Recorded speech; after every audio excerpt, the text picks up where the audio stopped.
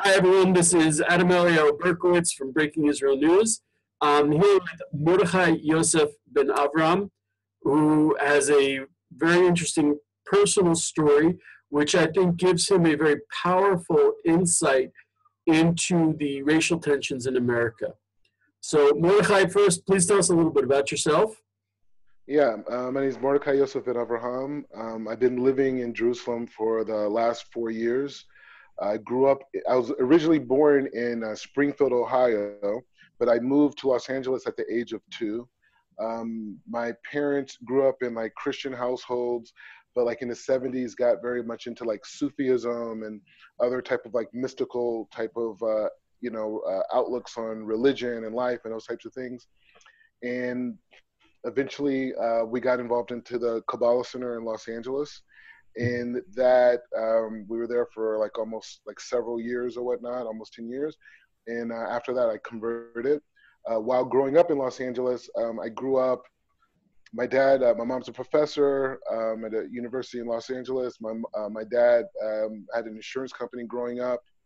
Wow. Relatively successful person.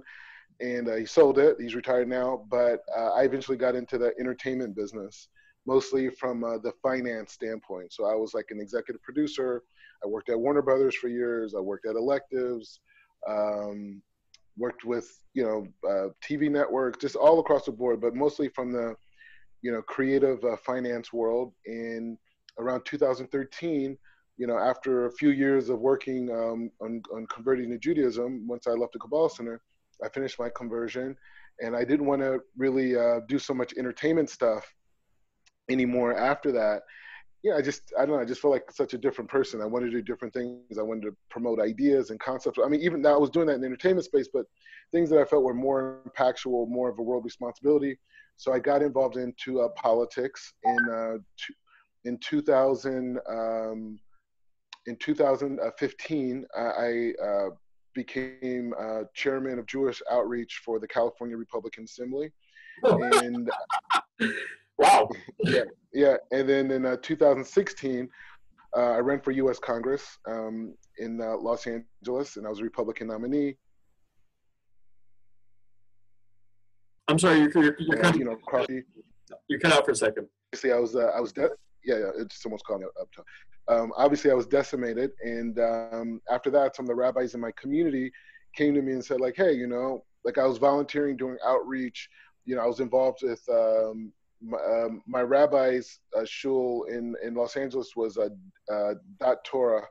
It's like a kollel based in type of place, and but I was also involved in a shul called Nesach, which was considered one of the largest Orthodox shuls in America, but predominantly all Persian. I was only African American there, but I got very involved there. I was on the board of young community in LA.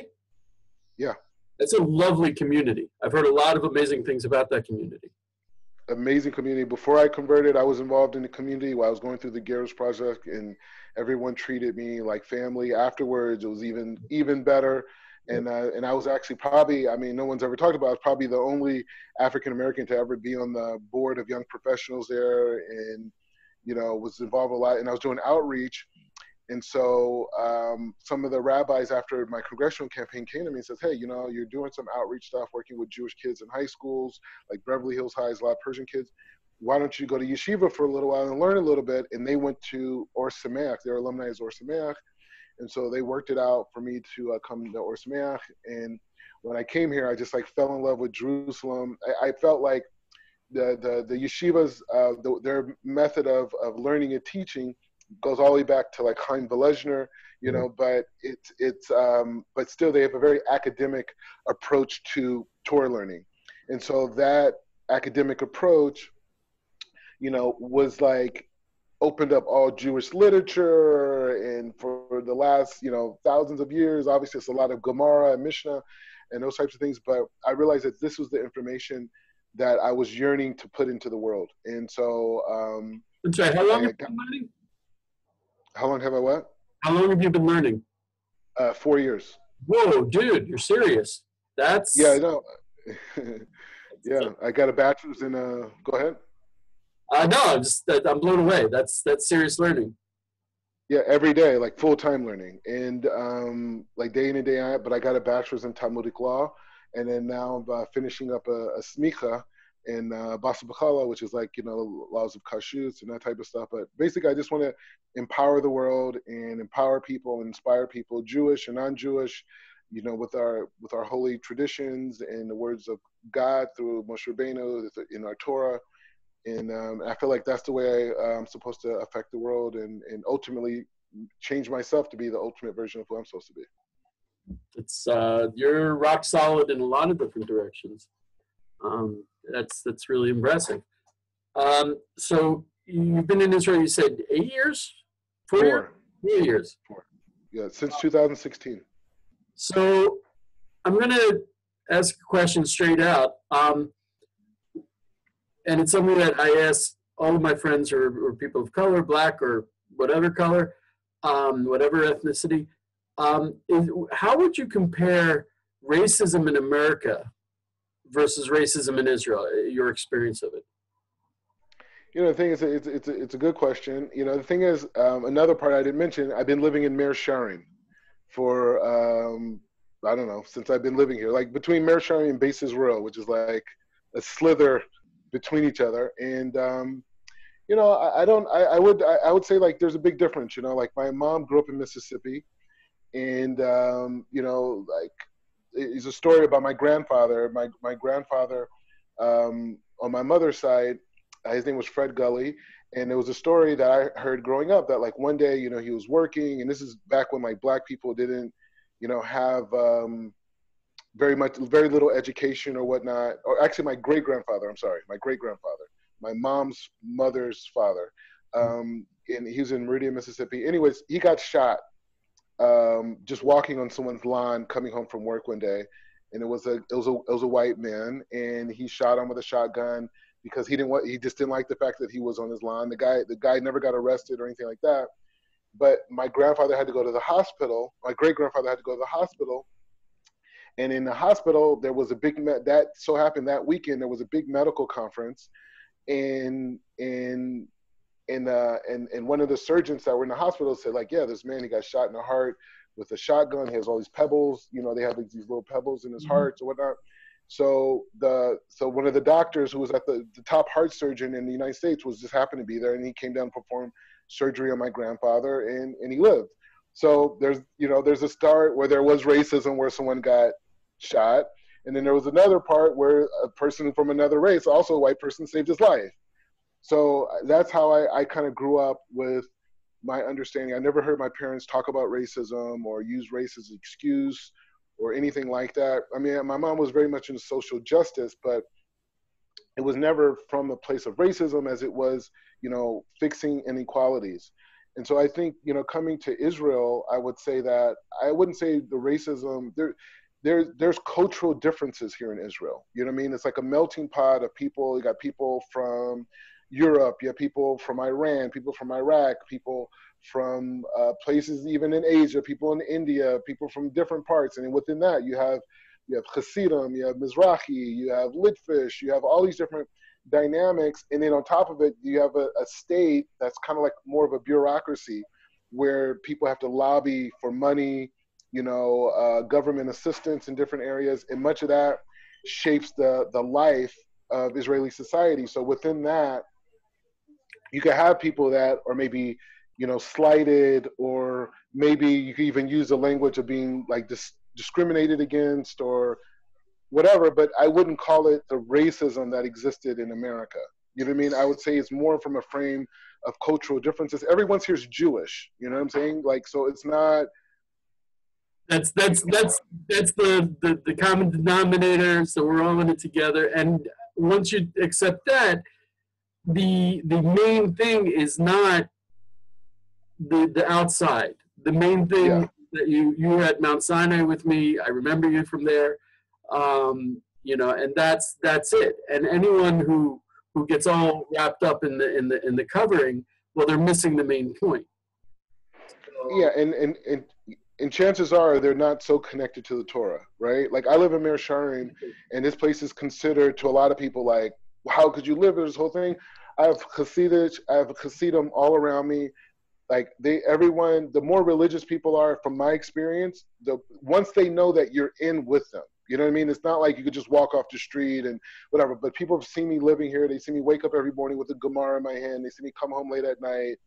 They see my friends who come by and they're, dignified, people, Chashuva type people. And so I have people who come to my house and ask me to join. They need 10 minutes for a siyum. When we had the Corona thing, everyone had all the minyanim were all outside. I walk around and people want to give me aliyahs on Shabbos. You know what I mean? So you have those. I get invited over for meals. People speak Yiddish. They can barely speak, but the fact they've never met a ger, they've never met a convert, they never met an African American before. So it's like a gift. When I first moved here, people used to come to my house. And my dira, I had roommates because I've been living with all Mir guys since I've been here. So like word gets around, and people come over and ask for brakas.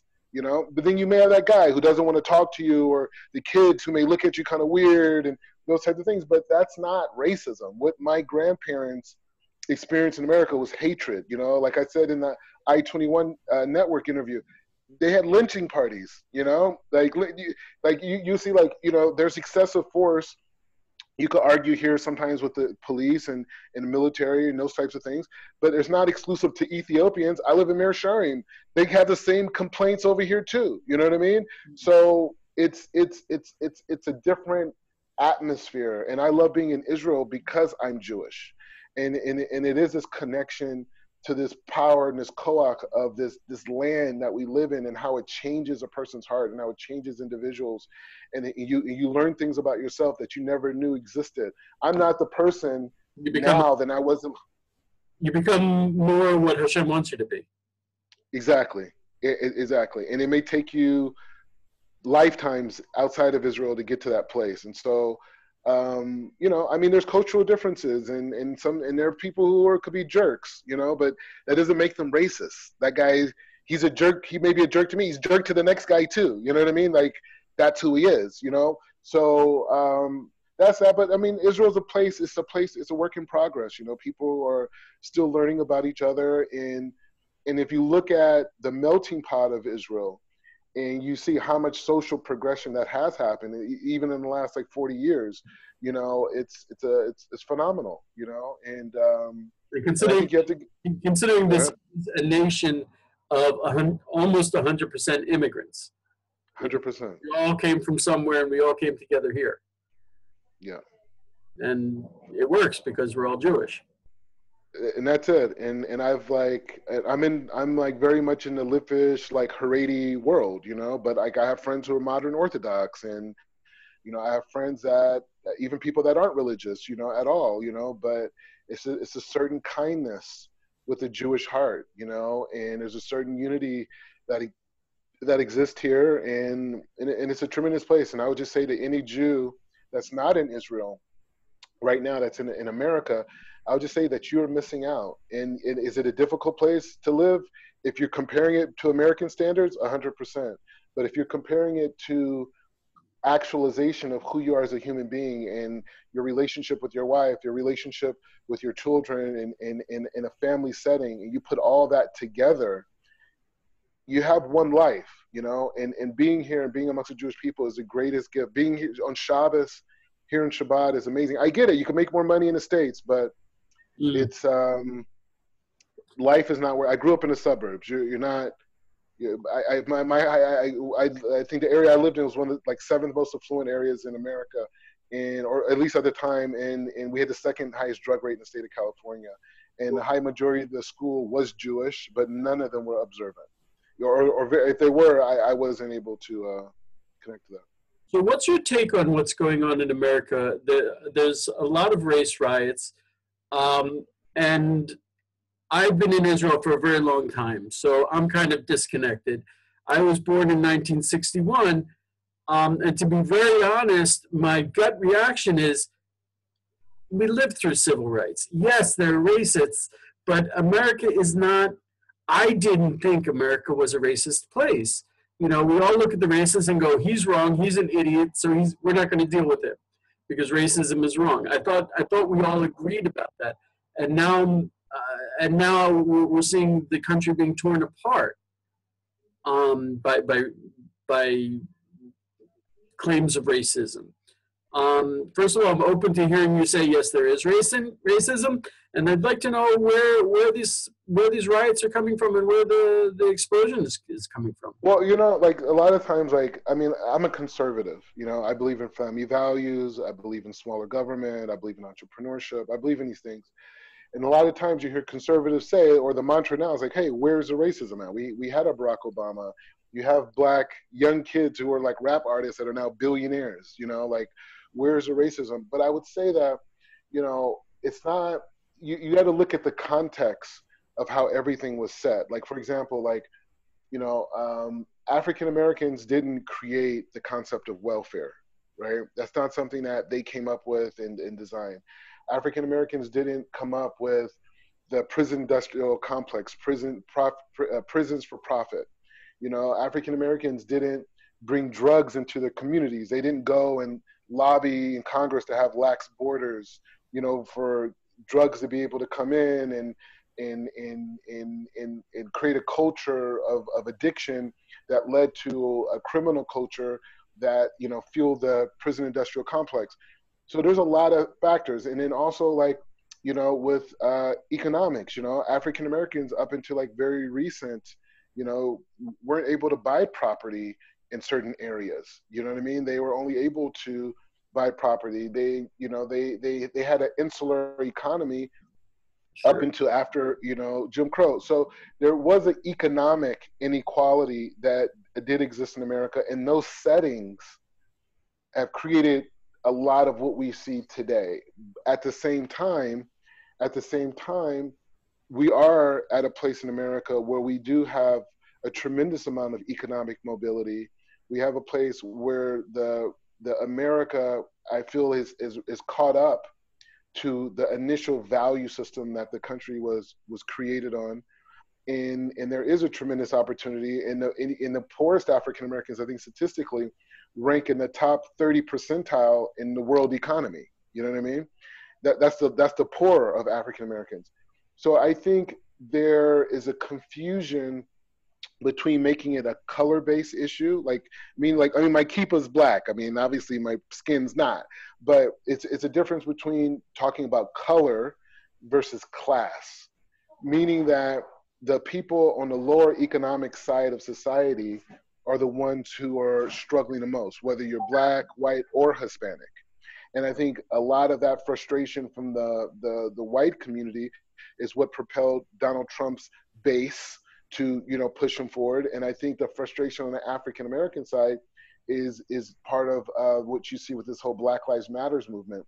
And so I don't think it's a skin complexion thing. I think at one time in America it was. One time it was like, if you looked a certain way, you can't come in this neighborhood. You can't drink from this water fountain. You can't come to the school. But I think today, poor people are suffering collectively. I think police brutality is more pervasive amongst poor people, or excessive force amongst poor people. Lack of opportunities, unemployment, is happening with people of blue collar, status in America.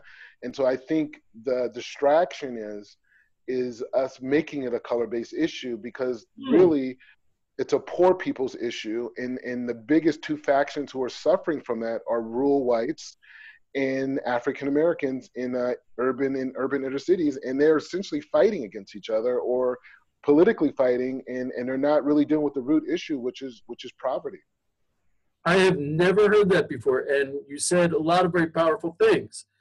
I hear from you, and correct me if I'm wrong, that we can't put a little X in the box and say, the race thing we finished. We're still feeling some of the effects of that, and there's still some fixing that needs to be done. And your point, which is really mind-blowing, that if it's an economic issue, then we're not talking about strictly race. So there are people who should be getting together, and you're saying that it's not necessarily getting together based on race, which is very interesting, because then you put together people who don't seem to be coming together, which is, as you said, the rural whites and the urban people of color, the urban blacks, the urban Hispanics, and they have a common interest. which I think is, and I mean, one of the things I liked, I did not vote for Donald Trump, but one of the things I liked about him, he's talking jobs, and he brought jobs. And I was blue collar. I'm still basically blue collar. Everybody in Israel is blue collar. Everybody. Yeah. I think we all get nervous at the end of the month trying to make the paycheck squeak through. And okay, not getting enough paycheck, that's one thing, but that's a whole lot better, and it's a different story than not getting a paycheck at all. You know, I've got 4 kids. They look at me, and if you're going to be an Abba, your job is to go out and make the money, so and bring the bread home. So, and that's something that should bring us together. It shouldn't drive us apart. The concern for that, and the concern for making that work for more people. That's a very powerful point. So why do you think it's being focused on race? Why is, I mean, like, I think a big part of when Trump was running for his campaign, one of the things that really sold a lot of people, especially like in the rural parts of America, was fighting against the elites. And I think that there is an elite class in America that utilizes the separation between the lower class for their agendas. So the media, for example, is very much focused on race. The media is very much focused on keeping people divided. And I think that people need to turn off their televisions and really start to think pragmatically and say, like, you know what, like for African Americans, for example, instead of fighting and making white people the issue, is saying like, no, that white guy served in every war with my great grandparents, up into recent, in Iraq. And we are both dealing with the same thing. Now there's a third party that wants to divide us. They want to make me feel empowered in some places and the white guy feel inferior. And they want the white guy to feel empowered and me to feel inferior in certain areas. And so we're constantly struggling against each other. And we built this country together. We're not benefiting from it economically. I think they said, 98% of the wealth in America is controlled by 3% of the population, And so we're all just fighting for crumbs. And so I think there is a much bigger, I'm not trying to be a conspiracy theorist, but I'm saying that, the pendulum of how the country was established and how wealth was distributed, because the collective amount of Americans are not participating in this tremendous economic growth that we've seen over the last, 100 plus 200 years, they're not participating in it. And so it's a reason why, and I think that the challenge, that we have to have, and I think this is where the Jewish people come in a lot, and our wisdom comes in a lot, is that we have to think beyond the skin complexion and start to look at the soul and the intellect of the individual, and I think Martin Luther King said things like this in his speeches, but we have to get to that point, because there needs to be a poor people's movement. There needs to be a collective group of people that come together, that transcend race, that transcend religion, and come together and say, hey, our kids deserve good schools. Excessive force from police or any type of government agency is unacceptable as us having our sovereignty rights as American citizens. We need collective medical care. We need all the different issues that we're facing. We need to deal with it as a collective in American society versus these segmentized groups where the Hispanics are fighting for their rights, the blacks are fighting, the whites are fighting, and they're just undermining everybody. Black people are, the way the media portraying it, black people are out of control. White people are all racist, and Hispanics are illegal immigrants, and they don't even deserve a voice, right?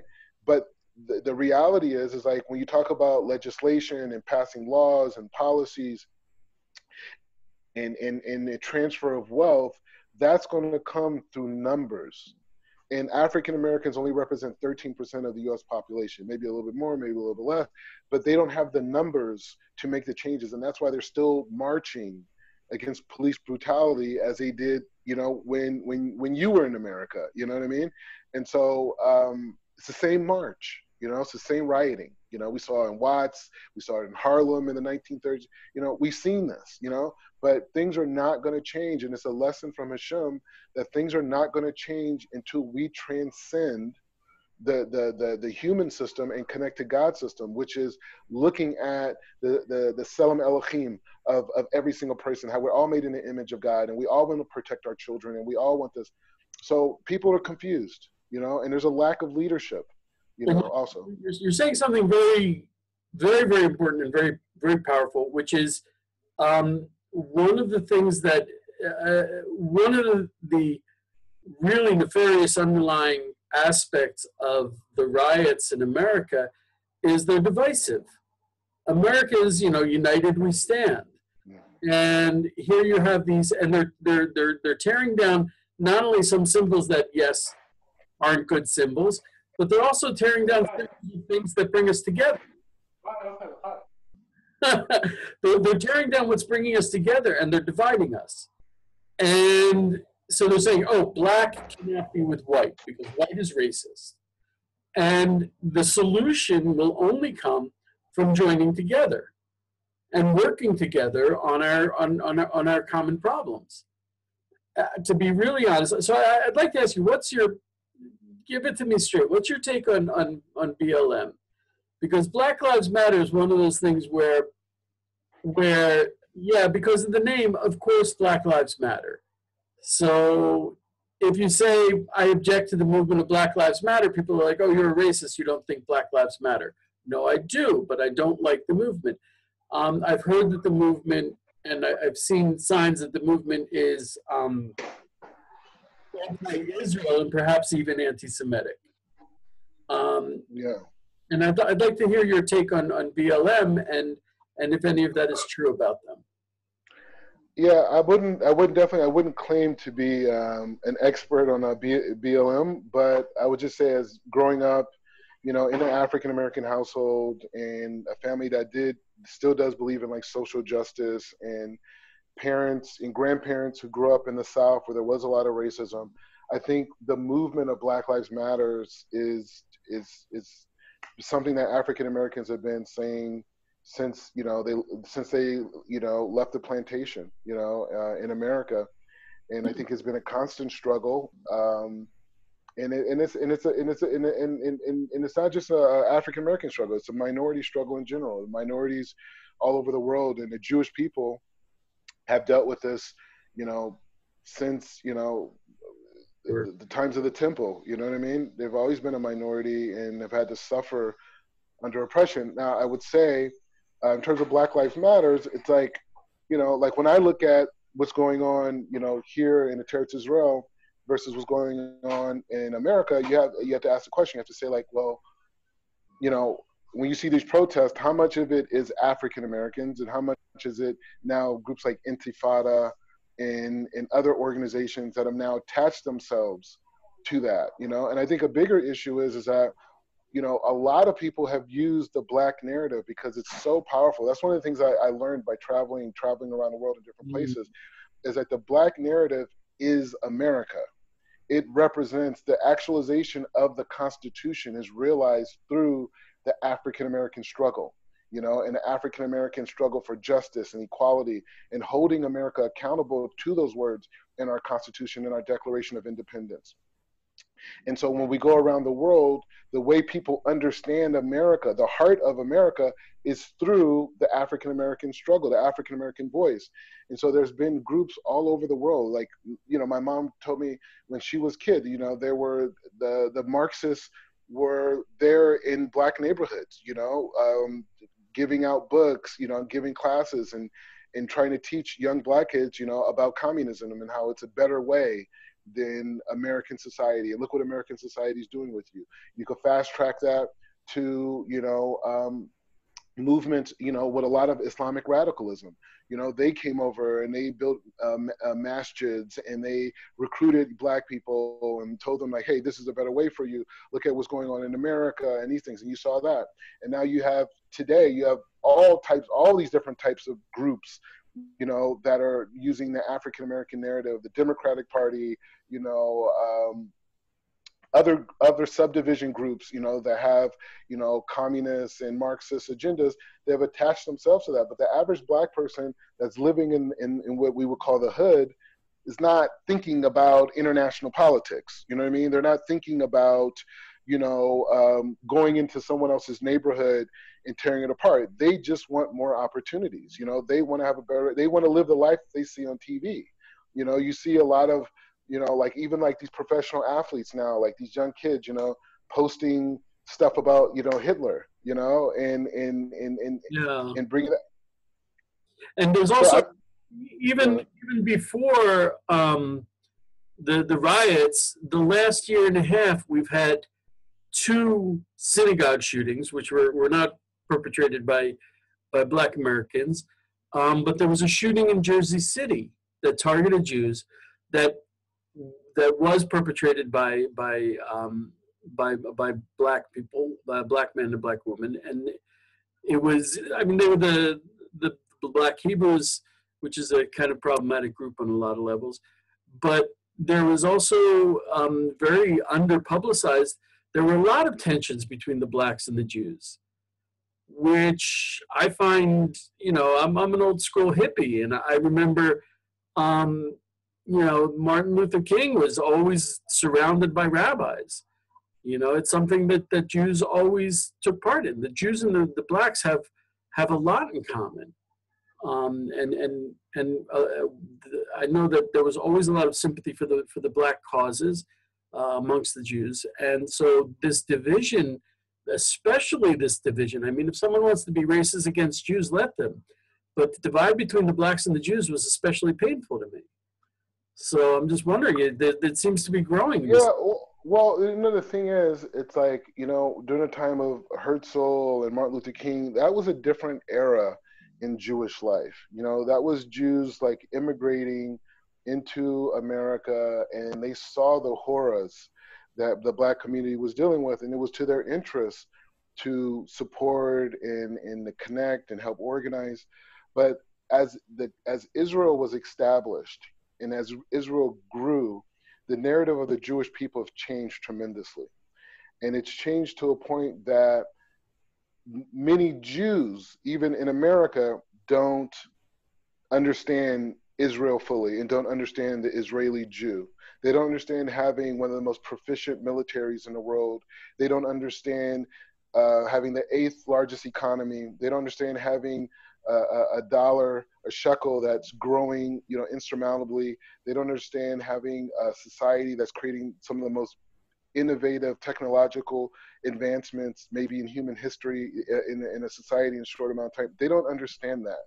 The same Jew that was marching with Martin Luther King, in the 60s, his grandkid, in some cases great grandkid, is an IDF general that's now dealing with international issues, that's dealing with a country surrounded by enemies. And so that's unfortunately the grandkids of some of those people who were marching with Martin Luther King are now leading boycotts against Israel. They're the American Jews who are just sailing off into the distance and not hearing the call of Geulah, and that's enormously painful. I think you're absolutely right that not only has there been a paradigm shift in Israel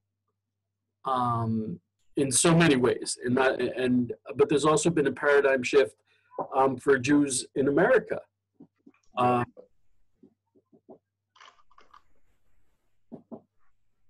And that's, they're not even the social justice movements in amongst the American Jews is different. It's a different, we have AIPAC, it's a different world, and there hasn't been a reintroductory process or reintroduction to the new Jewish community. You have Aleph and you have Bet, yeah? You have the Aleph, which is the Jewish immigrants that were making their way and were living in the same communities, and now you have Bet, which is a completely different Jewish reality, and it's an expanding Jewish reality, and there hasn't been a reintroduction to that. And to be honest, as Jews, I'm African American as well, but I'm very much Jewish. We're busy. we're busy, and a lot of those issues that, exist on a grassroots level in America, just we're surrounded by it. I mean, I'm in Mersharim. If you walk several blocks, left, you're on the border of Arab Palestinian territory. You know what I mean? These are real issues. I'm sorry, like, we're not at the local town hall meeting right now. You know what I mean? I'm maybe 20 miles away from Syria. So I know what you're talking about. So, that is a different Jewish reality. But at the same time, I don't know. I mean, at the same time, coming out of World War II, there was, I mean, I hate to say it, but the tragedy pulled us all together. So the Jews were in a different reality. But then again, I think also, anyway, yeah, it's going far. So do you see there being so you think the divide between the Jews and the and blacks is because Jews are in a different place? Or? I think I would say it's a combination of different things. I would say that, I feel like a lot of Islamic radicalism came into America. Black people, in the 60s and 70s were very much looking for, a new spiritual idea. Black people were being murdered and massacred and hung because in the name of Christianity. And so when that class of African Americans went to college and they got exposed, like people like my parents, they got exposed to other types of religions and spirituality. The Judaism, we don't proselytize. You know what I mean? We're not trying to convert people to Judaism. One of the many beauties of Judaism, that we believe that anyone who's a good person is going to go to what will be called heaven. In the secular world, they'll be going to that place just by being a good person. You don't need to be Jewish to have an amazing life or anything like that. Other religions believe, like, you're either a kuffar or you're a sinner and you're damned to hell if you don't believe the way we believe.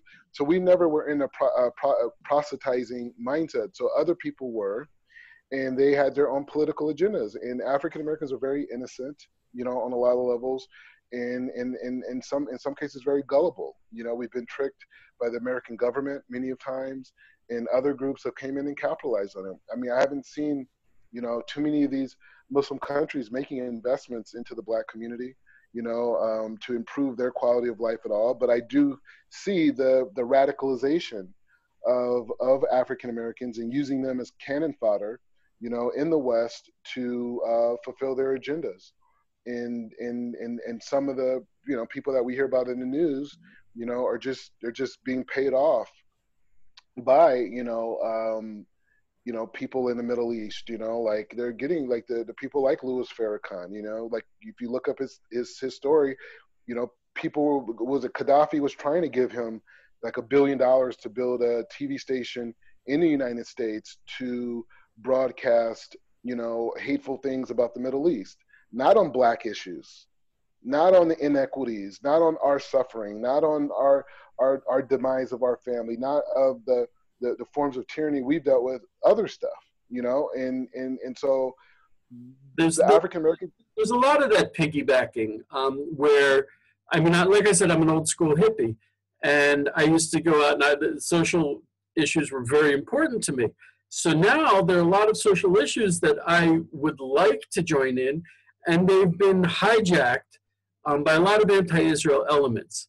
So when I saw that happening in the current racial tensions, I was kind of, it was very difficult for me, because on one hand, of course, I care about what's happening to Blacks, and of course, I understand that yes, we have to work harder at this, and let's get together and work on it again. And then I see that there's an insidious element that's pushing this narrative, that's blowing it up out of proportion and taking it in non-productive and actually destructive directions. And that's very painful for me to watch, I think. I mean, it's happening.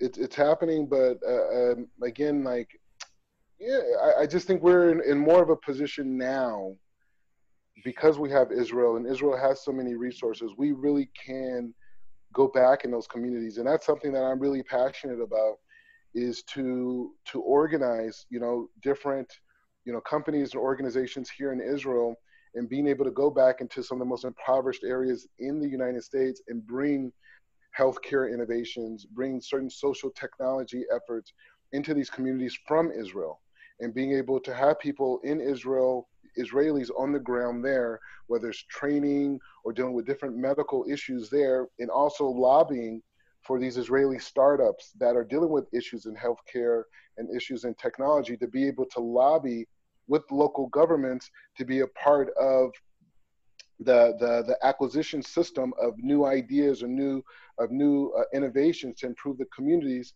on a local level. So I think there's more of an opportunity now than ever before to show what the Jewish people are about, and what we've created here in Israel, and how it's a benefit to the minorities around the world, to see Israel as a benefit. It's not just a place for just only Jewish people. It's a light to all the nations. That's what this whole concept is.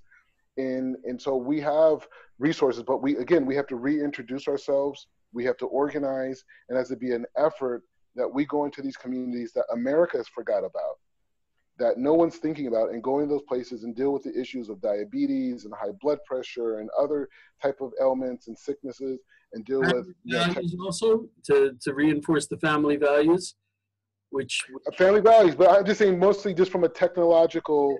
Yeah, I mean, Israel. I try to explain to people, we don't have socialized medicine here. I always thought we did, but it's a friend of mine who's a doctor explained to me, no, it's not socialized medicine. But all I know is, thank God I have 4 children, and I never, not only did I never see a bill for the kids when we gave birth, but we got a little present from the hospital going out, and I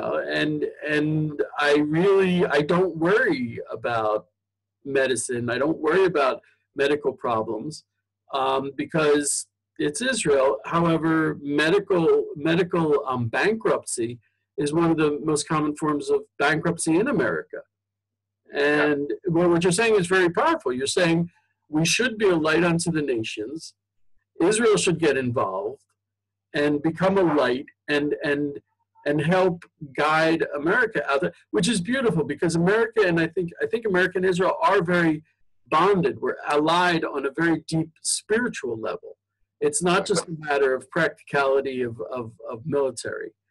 I think there's a spiritual bond that brings us together, and so maybe we can, and that's one of the things. There are attempts to separate. Implicit in these tensions are attempts to separate between Israel and America. Exactly. And that's, I think, one of the more tragic aspects of it. Yeah, but that should show you, like, anywhere the darkness, like, part of our tradition is, like, anywhere the darkness is most intense, that's where the most light is at. So there's a tremendous darkness that wants to keep blacks and Jews separated. Why do they care? Why does the Satan care if blacks and Jews are not connected? Why not focus on Hispanics and Jews? Why not focus on Canadians? I mean, why is there so much focus on blacks and Jews? Why? Because there's so much potential to change the world through that partnership. And so because of that, we should know that that's the area we should focus on. It's to our benefit to empower those voices in America. I'm working with, do you know Avi Avalo? He has. Oh, sure. So we're working on a program right now where we're reaching out to Black conservatives, leaders in the Black conservative movement, and we're trying to organize to start to bring over young African American Republican conservatives over here to Israel, and teach them on what's really going on past all the media hype, empowering them, showing them what Israeli businesses can offer, Israeli technology can offer, and empowering them to go back in their communities and to become ambassadors for these resources to come into those communities, and make it an annual trip, like a birthright for Black conservatives, where they come, for 10 days, a couple times a year, and they're just very much involved in Israel. They see the connections, they're building relationships, and from there they could go back into those communities with Israeli support, to be able to provide a gateway to opportunities and resources in the communities in America. Wow. I think, yeah. Okay, just to reiterate it, because it was such a beautiful point. You're saying that there is a great darkness surrounding the connection between Jews and blacks, and that shows that there's a power there. There's a powerful light of Hashem that can come out into the world by us coming together. So what I like about that, in addition to it being an amazing message, it shows that what the next step should be is, rather than fight, we should nurture that connection. We should recognize the darkness for what it is, and that will bring a light. And when there's light, darkness can't last. Goes away. Yeah, a little bit of light pushes away a lot of darkness. That's our Hanukkah. That's what we learn out in Hanukkah every year. Like one candle can dissipate a room full of darkness. Amen. Amen. Wow. Okay, I think we're going to end it there. Otherwise, we would have answered all the questions, and people will want to come back for more, and they won't want to read the article. So, Mordechai, I'd like to thank you. Don't go away. I'm going to turn off the recording, and I can say goodbye to you personally. People, I'm going to be writing about this, and hopefully we will be seeing a lot of light come out of this horrible darkness. Thanks so much. You all be blessed. Have a great job.